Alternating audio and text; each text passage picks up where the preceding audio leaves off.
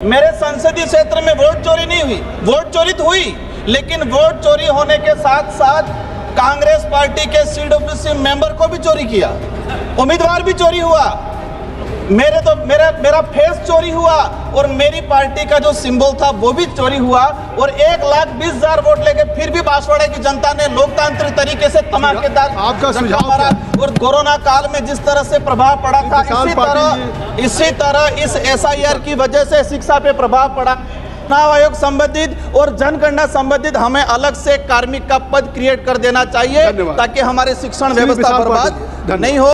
दाहोद के अंदर बीजेपी के नेता ने बूथ कैप्चरिंग करके लोगों की लाइन खड़ी थी, वो EVM मशीन लेके खड़ा रहा और पूरे वोट दबाए।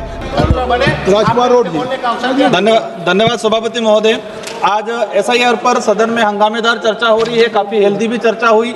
मैं विशेषकर कम ही समय लूंगा, मैं कोशिश करूंगा कि कम समय मेरी बात रखूं। मेरा विशेषकर सत्ता पक्ष के साथियों से अनुरोध है कि देश में जो SIR को लेके कहा जा रहा है कि घुसपैठिया, तो मेरा अनुरोध है कि टोटल कितने घुसपैठिए आए थे, कहां पकड़े, कहां से आए थे, इनका डाटा जवाब में सामने आए। माननीय सभापति महोदय, चुनाव में किस तरह से धांधली होती है मैं बताना चाहूंगा। मेरे संसदीय क्षेत्र बांसवाड़ा के अंदर मेरे सेम नाम से 2 राजकुमार खड़े किए, मेरा सेम फेस उन नॉमिनेशन के अंदर उन्होंने एडिट करके लगाया और मेरी पार्टी का सेम सिंबल लगाया और 1,20,000 वोट मेरे नाम से लेके वो राजकुमार आज तक मैं ढूंढ रहा हूं, मुझे नहीं मिले।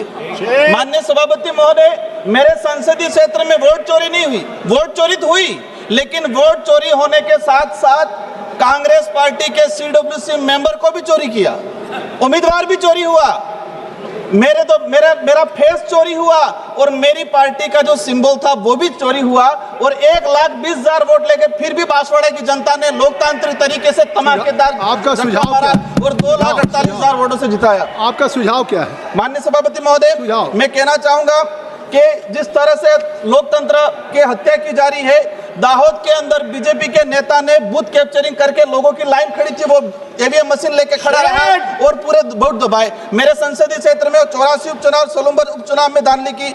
मेरा आपसे अनुरोध है कि इलेक्ट्रॉनिक कोई भी वस्तु हो, हैंग हो सकती है, तो फिर EVM हैंग क्यों नहीं हो सकता है? देश लेवल चुनाव आयोग तो कई बार बैलेट पेपर से चुनाव कराया जाए, तो बैलेट पेपर से चुनाव कराने में किस बात की दिक्कत है कि आप उनको EVM का कई बार डेमो सर, मेरा एक ही मिनट में अपनी बात को रखना चाहूंगा कि कोरोना काल में जिस तरह से प्रभाव पड़ा था, इसी तरह इस SIR की वजह से शिक्षा पे प्रभाव पड़ा। अधिकतर शिक्षक कर्मचारी लगाए। मेरा निवेदन है आपके माध्यम से कि देश के सरकारी शिक्षण संस्थाओं सर 30 सेकंड के लिए, 20 सेकंड 30। सर, मेरा सुझाव है कि देश के सरकारी शिक्षण संस्थाओं को जिंदा रखना है तो चुनाव आयोग संबंधित और जनगणना संबंधित हमें अलग से कार्मिक का पद क्रिएट कर देना चाहिए ताकि हमारे शिक्षण व्यवस्था बर्बाद नहीं हो। और हम चाहेंगे कि जवाब में आए कि कितने इस अवसर के लिए धन्यवाद सभापति महोदय।